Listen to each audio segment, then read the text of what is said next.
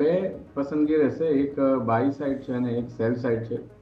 પહેલા આપણે ડિસ્કસ કરીએ કે શોર્ટ સેલ માટે એક ઇમ્પોર્ટન્ટ કાઉન્ટર છે cell steel authority of India. સેલની અંદર જોઈએ તો એક ઇમ્પોર્ટન્ટ રેઝિસ્ટન્સ જોવા મળ્યો છે 111-110 પાસે. લાસ્ટ ટ્રેડિંગ સેશનમાં જોઈએ તો 50 દિવસની મૂવિંગ એવરેજથી આપણને એક વેચવાલી જોવા મળી હતી અને આજે પણ આપણે ગઈકાલના ટ્રેડિંગ સેશન ફ્રાઇડેના સેશનના લોની નીચે જ શરૂઆત કરી રહ્યા છે.